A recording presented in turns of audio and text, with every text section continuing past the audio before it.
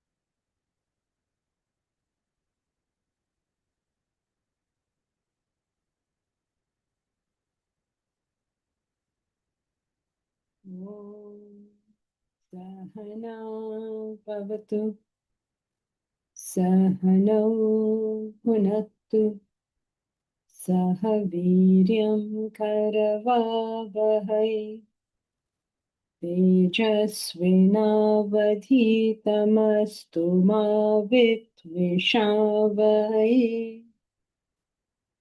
ॐ शान्ति शान्ति शान्तिः।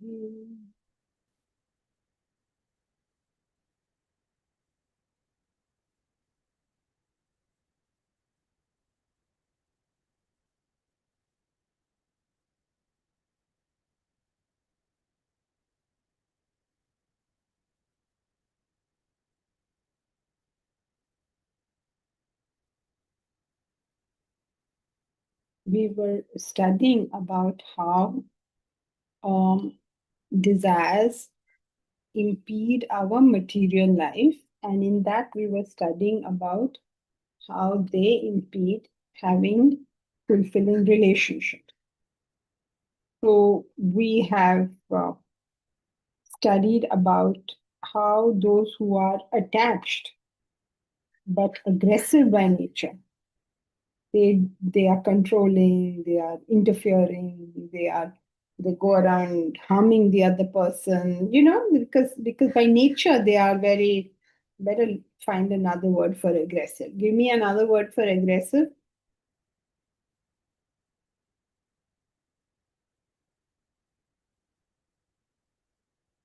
In this case, a mad person. They're all mad, Bharat. We'll have to have some distinguishing factor. Somebody who's Passionate? huh? Passionate? Okay, passionate. Somebody's aggressive by nature, who's not like very. What's the opposite of subdued? Vicious, Dominating. vicious. Not vicious. They need not be vicious, but they are aggressive. Dominating. Okay, you can say dominating. That's about as close as we have got. There's no better word than aggressive, as far as I can tell. Anybody has any other synonyms for aggressive? They're not subdued. They're not passive. They're not quiet. They're the go-getters. Or let's say that A-type personality. There's A-type and B-type. Combative? Sorry? Combative? Combative. Okay, you can say that. But they're not, basically what you have to get is they're not the quiet types. They're not the subdued types. They are not the passive types. Okay? Antagonistic? Rajasic. Okay, Rajasic you can say. They're not like, see how Taruna is sitting quietly. They won't sit quietly like that. They have to. Assertive. Sorry? Assertive. Okay, assertive, you could say that, yes. So these are the kind of people, they're not the quiet, submissive types. They are the assertive, dominating, aggressive. If such people get attached, then they have very violent sort of expressions of that. Like they get very angry and they might hit their spouse or hit their children, or something, Othello, he's not going to keep quiet about it. And the other side of it is somebody like Andrea Del Sarto. So, hi, mein bichara. They are victimized. They are bichara. They are quiet. They are like, तो मैं क्या करूं? लोग ऐसे ही मेरे को deal कर रहे हैं. So they feel helpless. They feel victimized by it. So both these types can get attached, basically. And when they get attached, the way they will express it will become different. One will become controlling, domineering, assertive, aggressive. The other one will become a doormat, the victims of abuse, things like that. But both these kinds are in the same category of attachment as far as Vedanta is concerned. This attachment is simply expressing itself in different ways. Like some people, they compromise too much until their personality is not available only to them. So we make unhappy compromises because we have lost the capacity to walk away. Because we're not ready for no deal. Yes, Taruna? Okay, there are certain people who, when their desires are not fulfilled, they become indifferent. Means they appear to be indifferent. So they come in which category? This passive type. Passive type. Yeah, because they turn that poison on themselves. It's a very typical Indian woman kind of thing. That kind of woman who says, oh, you are treating me badly, then I won't wear jewelry. Something like that. Versus another, you're treating me badly, I will go out and buy jewelry. There are two different types. So, because you're being mean to me, I will harm myself. Oh, you're going to speak to me like that, I won't eat anything. That's it. You're speaking to me like that, I won't give you any food. It's aggressive type. So, Okay, I won't eat means passive. I will not give you food is aggressive. Okay. Yeah, I will take away your privileges, or I'll take away my own privileges. I mean, of course, an aggressive person may also do that, but then his whole way of doing it is very aggressive. So, but basically both are suffering from the same disease. Some are quiet about it, some are noisy about it, but the disease is the same. That's what's difficult to get. So if I sit in my room feeling very sorry for myself that somebody is treating me badly, it's the same attachment playing. And if I go out of my room and I go and punch that person, whoever is treating me badly, it's the same attachment playing.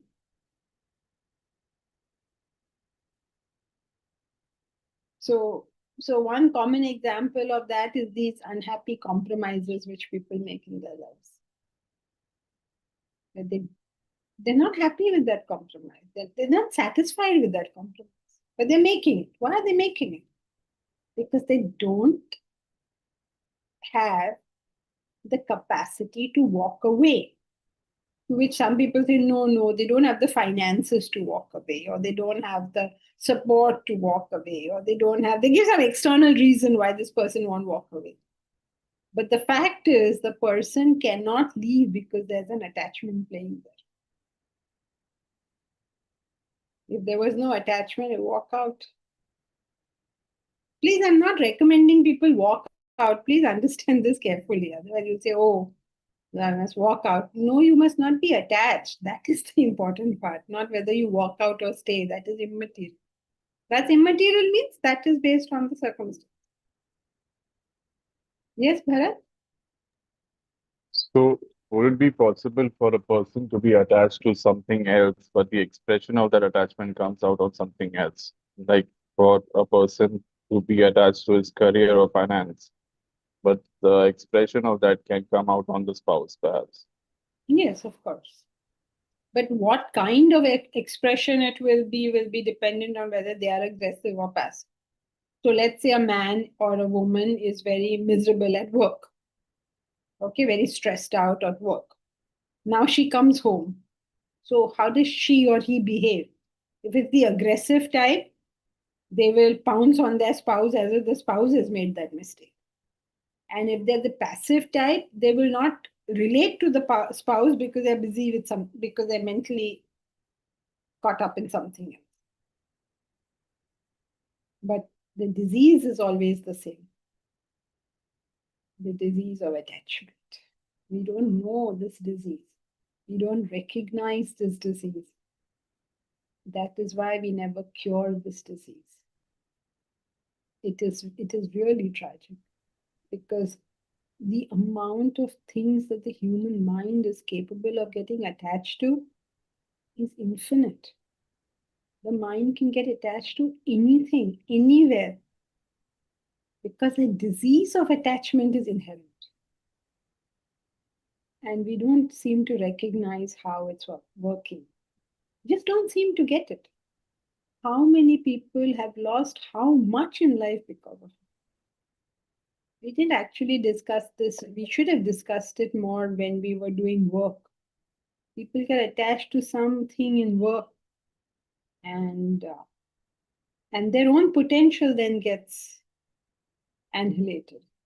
They'll say something like, how can you speak to me like that? Since he spoke to me like that, therefore I will leave this job. So you're attached to what somebody says to you, and instead of punishing him or dealing with him, you lose your opportunity. Even if in the Rotary Club or Lions Club or any service organization, you say, oh, those people are behaving like that, I will not go there. So you're attached to some concept, whatever it be.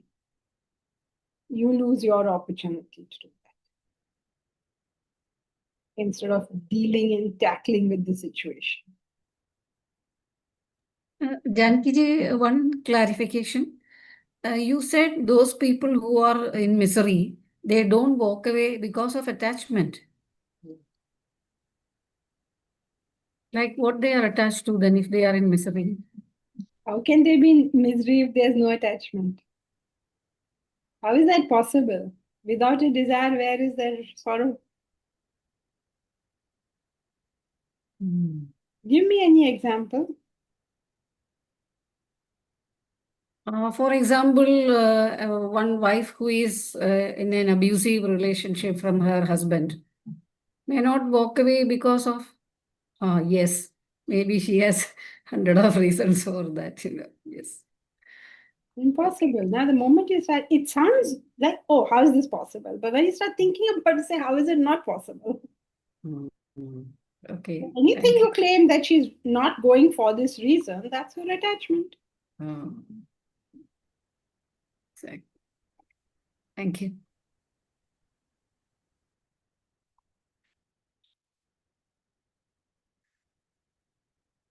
It could be, there's a frightening thing. It could be attachment to anything. It could be to public opinion. Like, why would you care? When you're getting beaten, is this public coming to save you? Whose opinion are you worried about? Somebody who's saving you while you're being beaten? Or somebody who's sleeping peacefully while you're being beaten? The attachment. What will my parents say? What will my uncle say? What will my aunt say? Well, if they want to say something, come and get this beating in my thing or protect me from it. Otherwise, keep quiet. Don't say anything. So opinions is a terrible thing. What will my community say? What will your community say? Is your community coming to sing you a lullaby at night and making you sleep? Why are you worried? But these are very strong things on us, we don't recognize these attachments. Aman, are you new to class? I think I'm seeing this name for the first time. No, ma'am. No, ma'am. Oh. I'm not new to the class. Oh, okay. All right. Namaste. Namaste. So,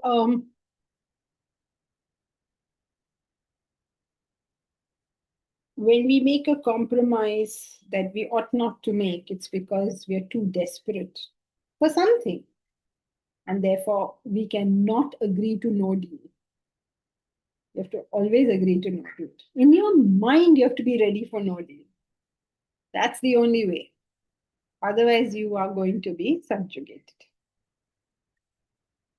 This much and no more. Okay, so let's continue.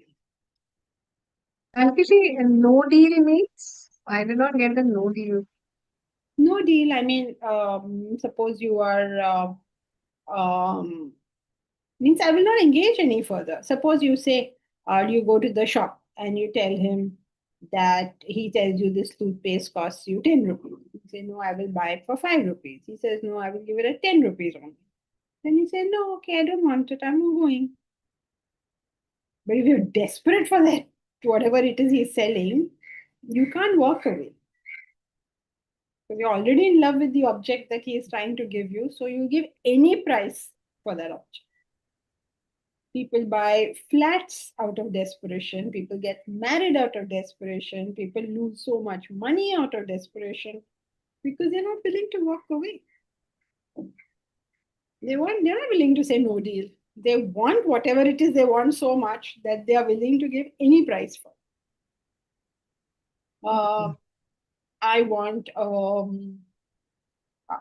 some money. I really want money. So I'm willing to pay the price of ethics for it. Like I will deal with a criminal or something. Like I want that money. I won't say no, sorry, I don't go beyond this line. No deal. No deal is like a short form of saying no, this transaction is not working for me.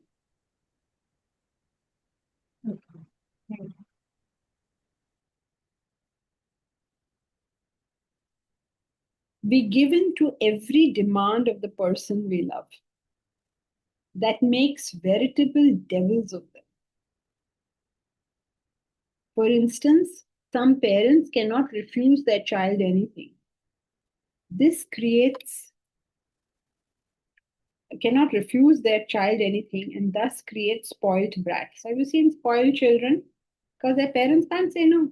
Why can't the parents say no? Because they're so dependent on the good opinion of their child. They are not willing to say no to them. Oh, my child won't love me. That's a way of buying love. I'm going to give you whatever you want so that you love me. No, what you're going to get is a spoiled brat, not a loving child. Truly, the best gift a parent can give their child is the capacity to take a no. At the right time, in the right place, the child has to be able. That doesn't mean you say no to everything. But when you say no, that's final. There is no negotiation on that. Either way, dominion or passivity, there is no relationship, only torturous agitations. Why torturous agitations? Because of Desires. Your attachment. attachment, correct. How do we reach the situation? It all starts with a thought. Just think about this. It's a frightening line. It all starts with a thought. A thought. A single thought. Now think about how many thoughts you have in the day.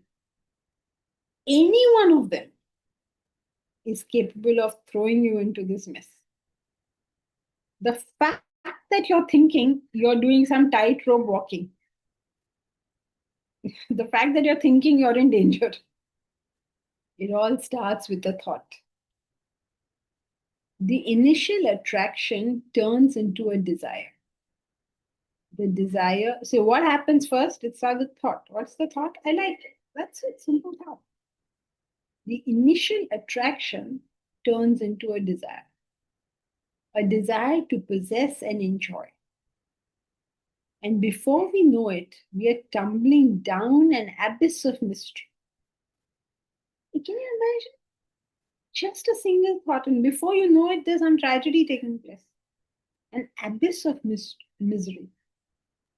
Like I don't know what, an unending pit of pure unhappiness. Possessiveness, suspicion, denial, withdrawal, passive aggression are all parts of the journey. So all this you will see. Somebody being over possessive or suspicious. Some people are in denial. Denial means they simply refuse to see the situation for what it is. One common example of denial is how people are in denial of their faults. They're so attached to the good opinion, their own good opinion, that they want to see their own faults. Withdrawal. Some people cease to engage because of this attachment. And passive aggression. Passive aggression means there's no outwardly aggression, but it's passive. Passive in the sense they are aggressive without appearing to be aggressive. For instance, a wife tells her husband, let's go for a movie. He doesn't say, no, thank you, I don't want to go. He just doesn't say anything. So then she gets dressed and, she's going down the stream of, yeah, we're going for a movie. And then he'll pick something and create such a mood that now they can't go for a movie together. So he's not actually saying no, but he'll make this whole thing around so that they don't go. That kind of thing is called passive aggression. They're all parts. All this is different ways in which attachment plays. We cannot gracefully walk away from something that doesn't work. How can we be agreeable to no deal if the attachment rage is strong? We would break any barrier, any constraint, violate any good sense, rather than give up the desire. Good boundaries make good relationships. Distance is the glue of a relationship. The solar system is in perfect harmony because the planets maintain their distances. If they don't, they will collide and destroy each other. What do you think of that? Why is there harmony in the solar system? Because everybody's in their own orbits. You come out of your orbit, you'll destroy. Both parties will get destroyed. The same thing happens in relationships. If you don't stick to your boundaries, your lane, your thing, you'll destroy each other. I don't know if you've experienced this, but have you seen how family members talk to each other? So rude, so degrading, so taken for granted. I don't know what to make of it really. How can you talk like that to somebody in your family? Have you ever been to somebody's home and then the husband speaks very rudely to the wife, or the wife speaks very rudely to the husband, and then you're all left like, oh, what do you say over there? They're not fighting. It's just a normal way they have of talking to each other.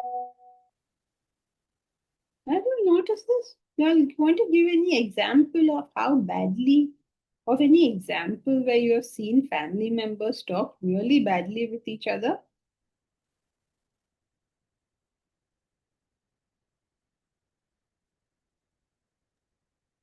You know how, like, when brothers come and they want to discuss inheritance, and they each start listing off what good deeds they did for their parents. It turns ugly really, because it starts, and it uh, becomes a blame game. It's like, you didn't do this, you didn't do this.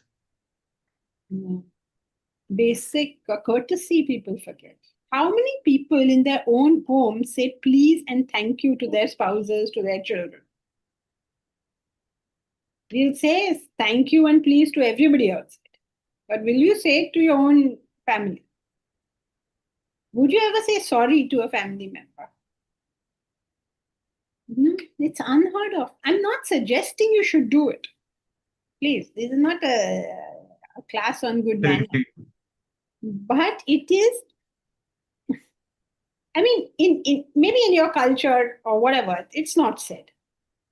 But at least everybody knows that you cannot speak rudely to anybody. Then how do you do this? All this is the result of attachment.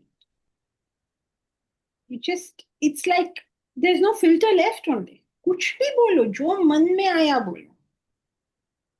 Sometimes they use abusive language. And in worst case scenarios, they hit each other. They pick up something and they hit each other. And that's a terrible state. I'm sure nobody in this class will be in a state where they're hitting family members. But even in minor things, so you say, your husband says something like, I don't know, I eat very healthy food. So what will the wife say? Scoff, at family members. Would you do that if it was somebody else? Even if that person was saying something wrong, you would keep quiet, right? You would not express that kind of scoffing attitude. Forget parents or spouses doing it to one another. Nowadays, children do it to parents, young children. Now, why do they do it to children, to their parents? Because that's what they're seeing, and their parents are not stopping them. Why are the parents not stopping them? Attachment. So if someone treats you badly, be willing for no deal. I will not transact with you if you talk to me like this. I'll simply not transact. That doesn't mean I'll leave every relationship and run away. But you have But here's my boundary. Yeah, you can't talk to me like this. So as long as we are attached to something, our behavior will go awry. We know they are attached to us and passive, and therefore we turn them into a punching bag. Yes, correct. Children speak so badly to parents. So bad. And spouses also to one another. Bapre. So just little filtration, little boundary. But when you're attached, what happens is the intellect can't see. And that's where the trouble starts. Prakash's iPhone. Can we say is equal to silence in times of aggression? What is equal to silence in times of aggression? I didn't quite catch this.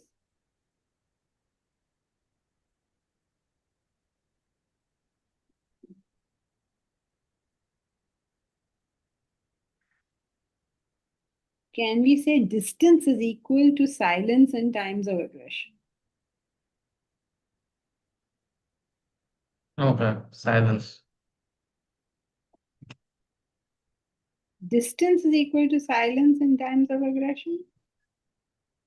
You mean go away from there? Yeah, sure. Why not? Anything that maintains some dignity in this whole thing.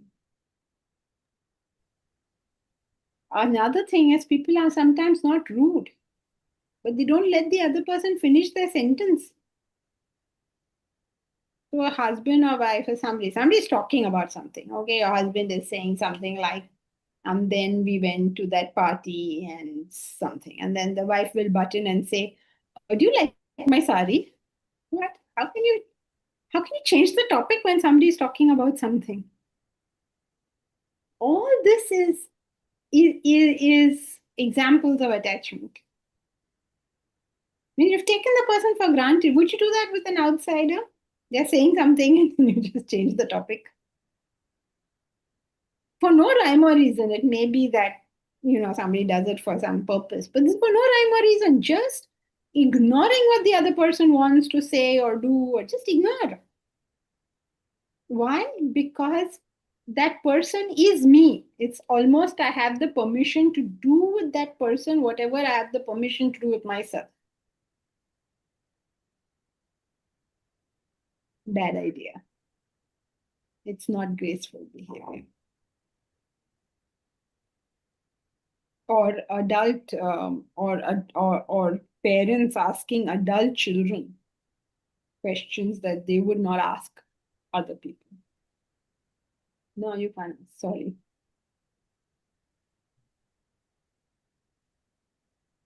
All this is signs of attachment. Is somebody saying something? Okay, let's continue.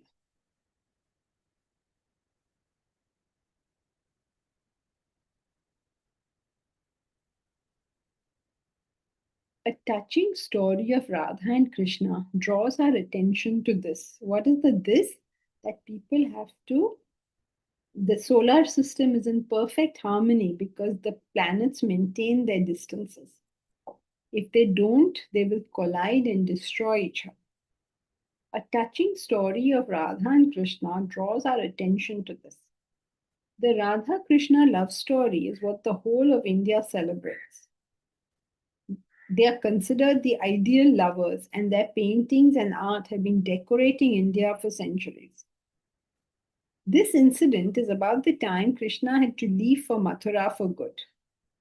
He came to his beloved Radha and explained the situation. He was a prince of the land and not a cowherd boy. He had now been recalled to the court to execute his princely duties.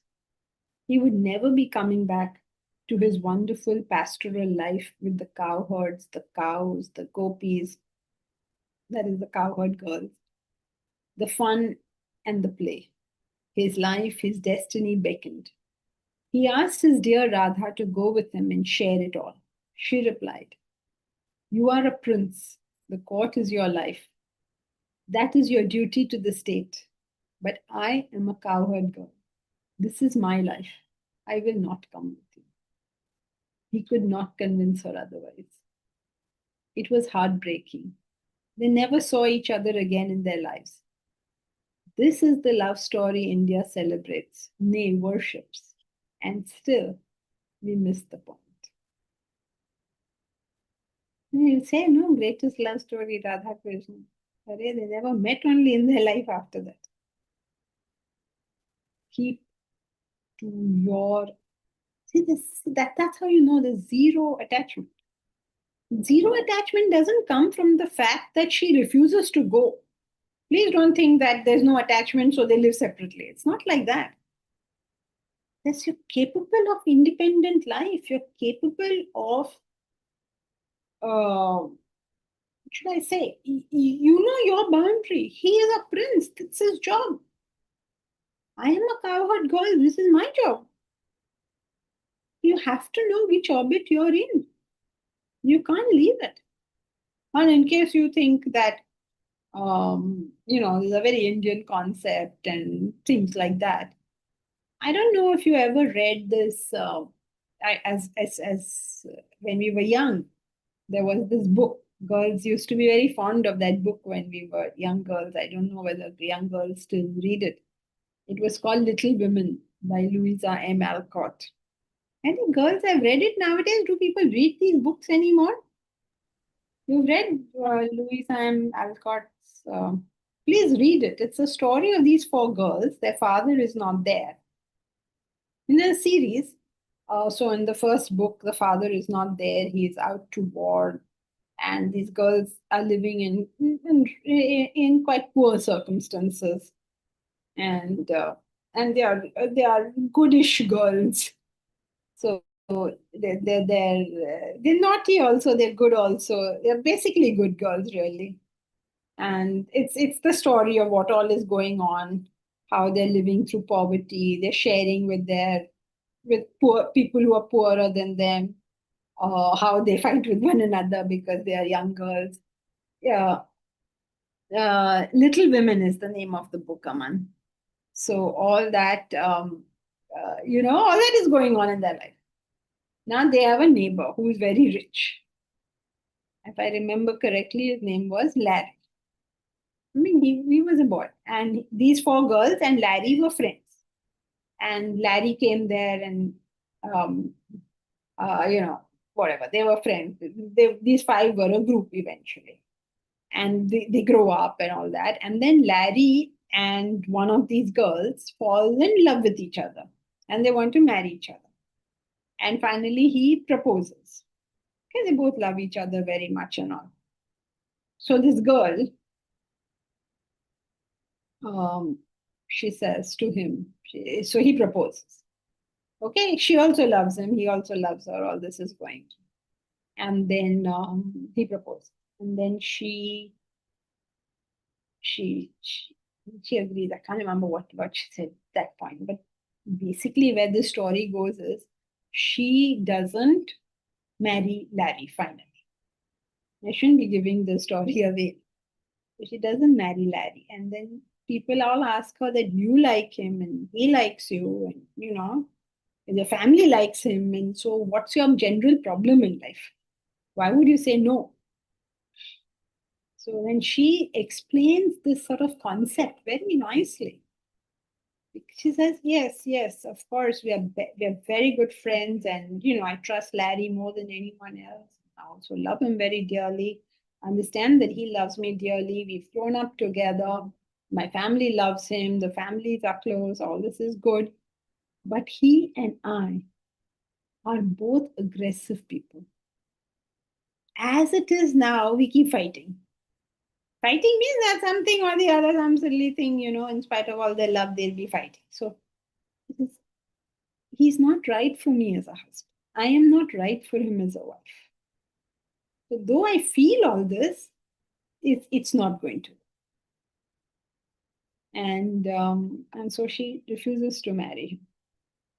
Now, the story of Radha Krishna seems to me like it seems to us, that, in India, we believe in sacrifice and all in the Western world. That's why I'm giving you an example of a Western novel that gave this very reason for the hero and the heroine not getting together. It's interesting, right? Which is always, sort of in this, we've always maintained that when whoever went out in search of truth found just the same thing. You may love somebody dearly, but that person may not be right for you to marry.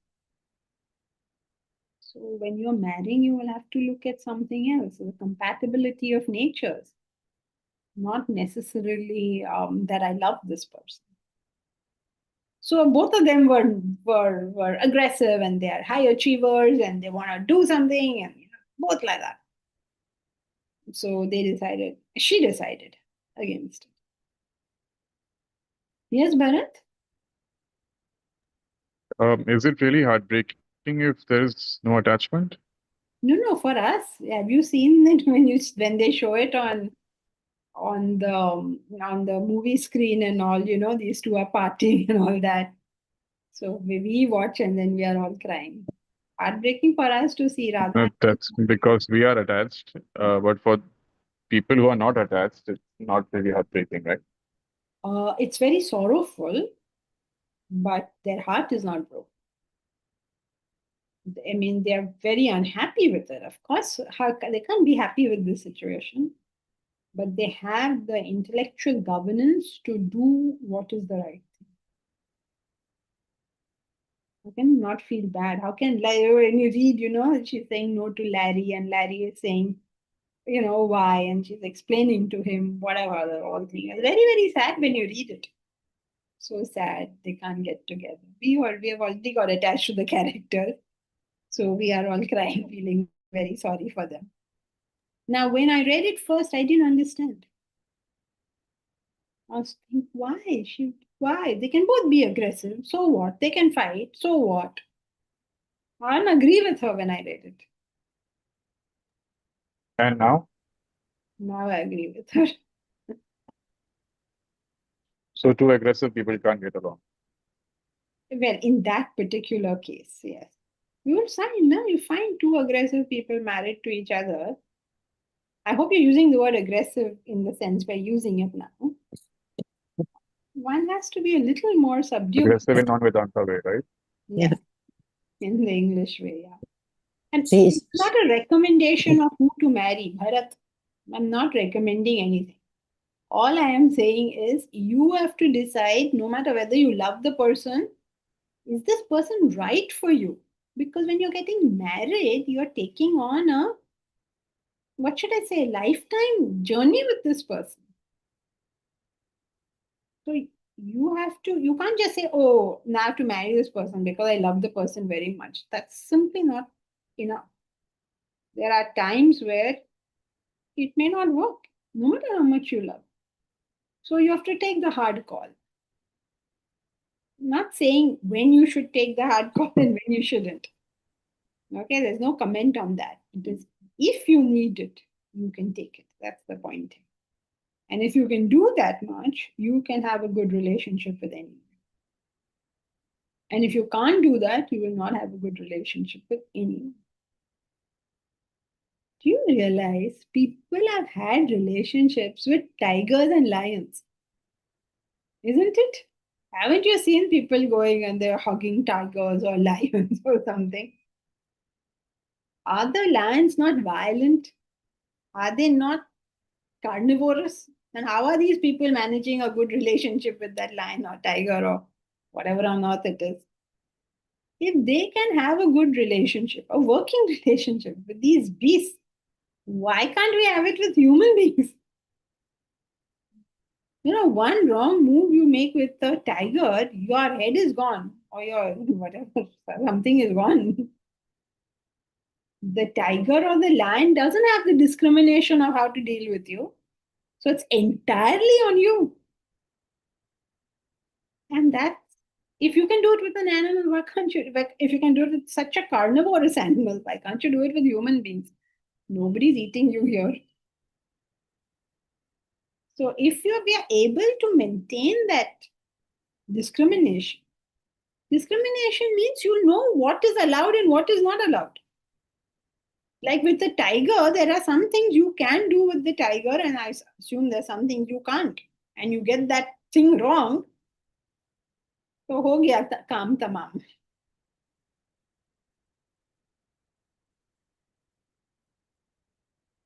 Same with humans, no? There are some things you can do, some things you can't do. And if you do the things you should not be doing, then okay, deal with it.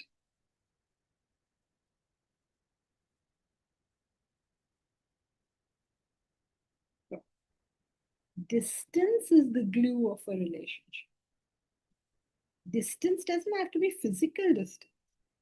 That you're mentally keeping distance. And that mental distance comes across as boundaries, as respect, as correct behavior. You're not taking the other person for granted. You know how to deal with a person. You know what you can say, what you can't say. Not just be random. There's mother-in-law, daughter-in-law. Why there's so much trouble between mother-in-law and daughter-in-law? Nobody knows what they can say and what they can't say. If you knew this art of what you can say and what you can't say, you will not have a problem with anyone. Now, naturally, please note, naturally, you know what you can say and what you can't say. How do you know that? Because every kid knows this.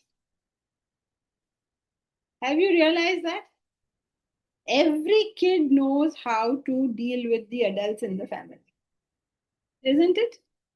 They know whom they can go to, say what, how to turn these adults around their little fingers. They know it very well. I know my granddaughter, not my granddaughter, my brother's granddaughter. She's very cute. When she meets me, she talks to me about, she's a very tiny talk. She's 7, 8 years old. She's so tiny. She looks also so tiny.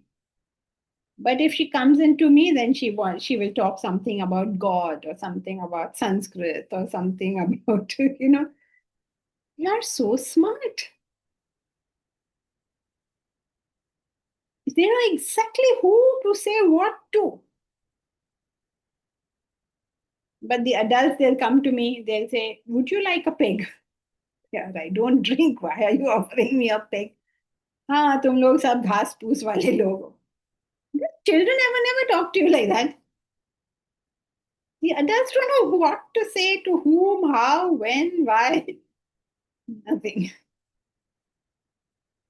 That's why they say when you develop spiritually, you become like a child. The child seems to have more brains than we are. Have you noticed? Elsie, you have a grandchild? No, no. Okay. Now you This- wait till you have one. Then you will see what that grandchild will play with you like they play with the clay. It You will doesn't not, seem so. yes, you will not be able to say no to a single thing. Especially the girls, they'll throw their arms around you and say, oh, I love you so much.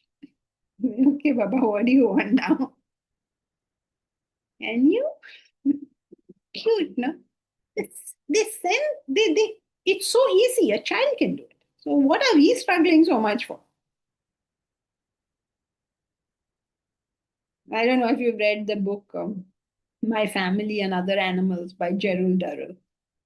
So he goes with his family to Corfu, and it's his birthday is coming. So um, he wants a bunch of things. So he's written. It's his autobiography. So he's written what all he did. He thought to himself, my sister loves to go to the market to look at clothes. So everything that I need of to deal with cloth, he put down on the list for her to buy. And he thought my mother's going to buy me whatever's on my list. So my most high priority things I must put on my mother's list.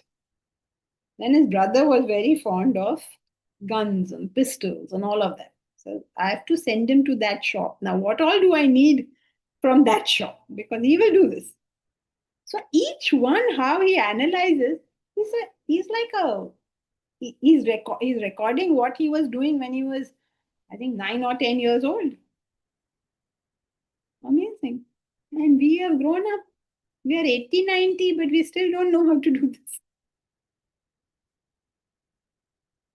So when you are attached, intellect starts wavering.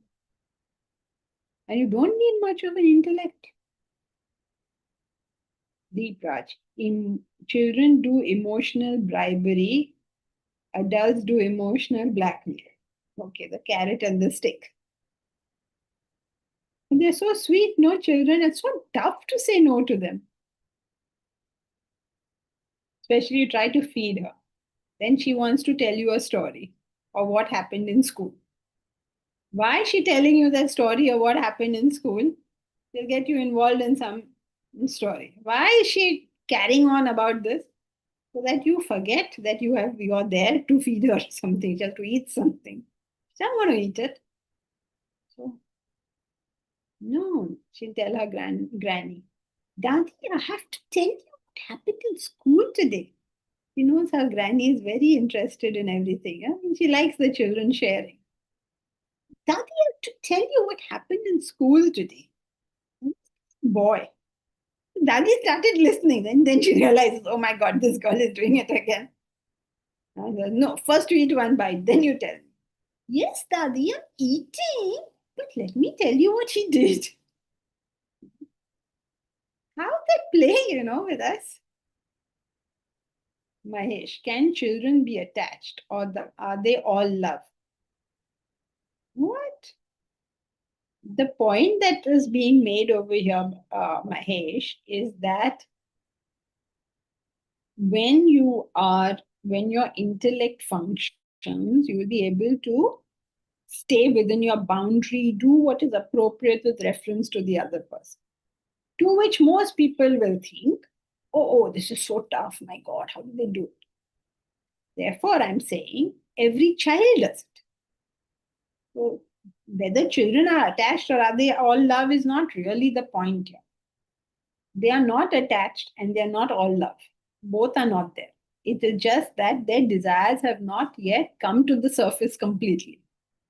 So, therefore, in the early years, some small petty desire they'll have. I want a sweet, silly like that they'll have.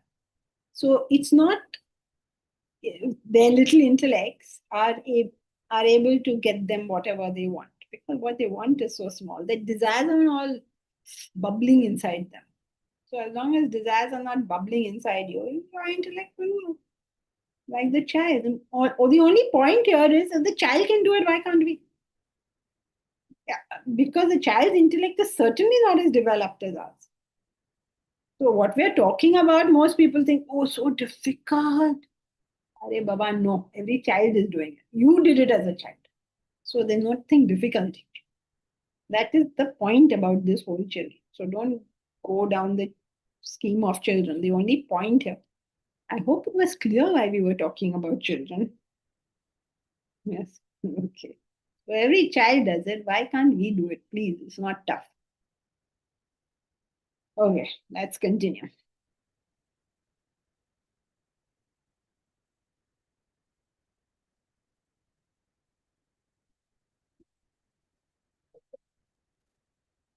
So, is it clear about any questions on how this uncontrolled desiring is interfering with relationships? Any questions about that? Now, you may want to know, you may question yourself and say, in my relationship, do I have uncontrolled desiring? Very simple. Check whether your relationship is harmonious or not. If it is agitating you, then it's uncontrolled desiring. So simple, no? Don't you agree that Vedanta is the simplest subject? If you have agitation, obviously there's a desire, otherwise, how will you be agitated? Not possible. So, are your desires out of control? See how harmonious your relationships are. That will tell you easily. Even if desires are out of control, they might be getting catered to now.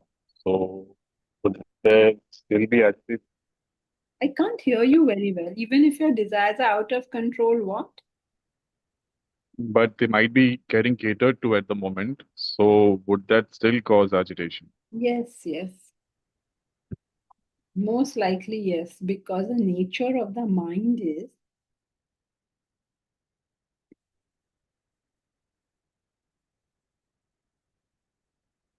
to seek perfection. I'll tell you what happened with me the other day.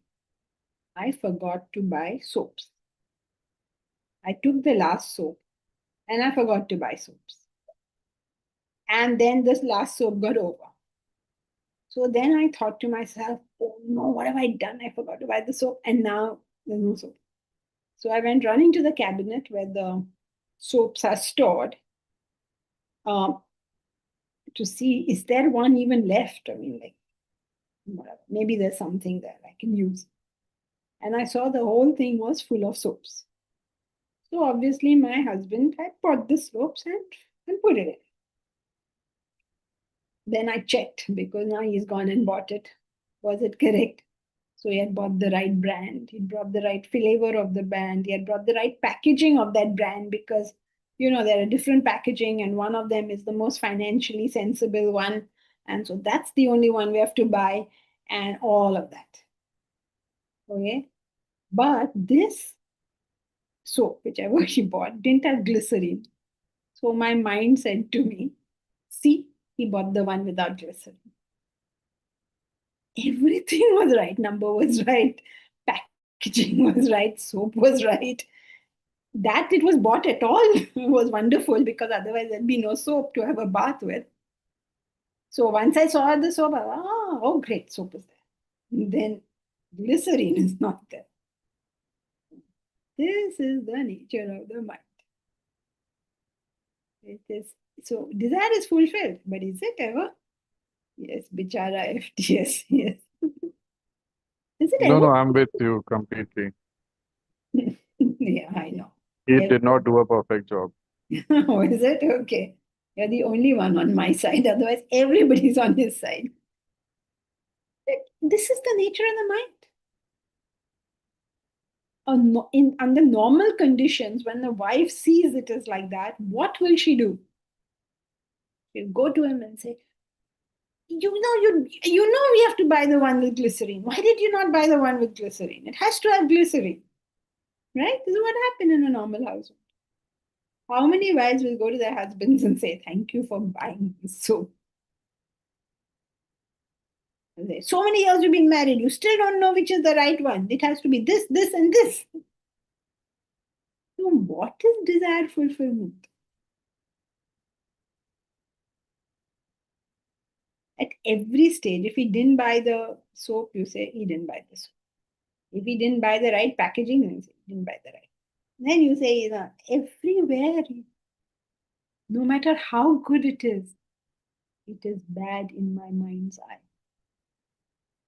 So, Bharat, in answer to your question, the mind can find reasons to be unhappy at every stage, and similarly can find reasons to be happy at every stage. But you've got to train your mind, and then you can be happy in any situation.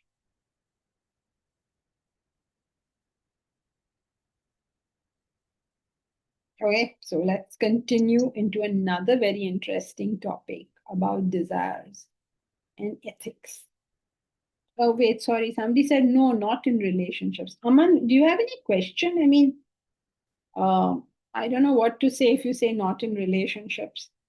But do you have any question? Like, do you find anything that is not fitting in your mind? We can discuss that.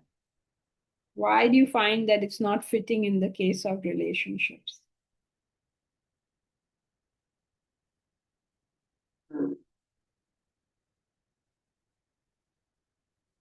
Okay, ma'am. Actually, that was a point. You said, just analyze if you have excess desire in your relationships. Just analyze. So to that, I responded that no, not in relation. No, I That didn't was it. say excess desire. I said you have agitation. That means your desire is out of control. Yes. Desire, if you don't have, how will you be in a relationship? But that desire cannot be out of control. Yes. Desire out of control. Yes. Yes, Vidushi? Hari Om Janki ji. We said that to know if you have an uncontrolled desire, you have to check if your relationship is harmonious. Now, that is from your perception, right? You can think everything's hunky dory and the other person might be absolutely miserable. Yes. So the check is whether you are agitated or not. So harmonious from your perspective. No, because then you could be an entirely self-centered person beating up the other person and say, I'm happy. So no, you can't say it like that. You have to see whether there's harmony in the relationship. Let us say that that I'm married to a person who just loves to grumble. Okay? Now, this is the nature of that person. I have to be okay with the fact that this person loves to grumble. There are some people who have this fabulous knack of grumbling. They can find something to grumble about, no matter how good that situation is. So these people have to take responsibility for the fact that they are being miserable.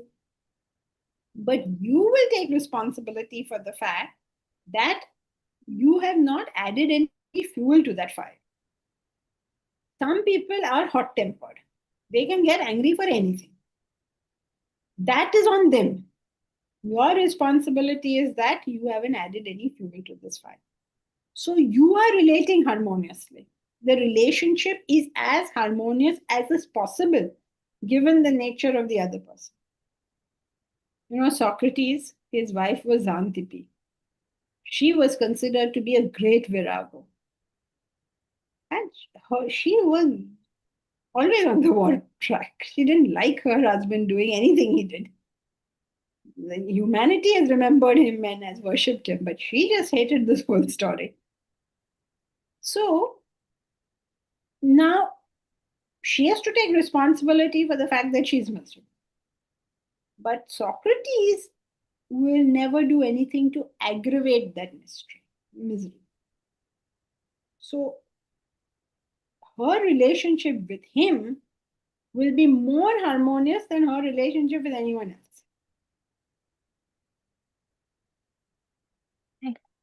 Thank you. Okay, so that's it for today. We'll continue with ethics next time. Hari Om. Yeah, ma'am. Hari Om, ma'am. Thank you, Janki. Hari Om. Pranam.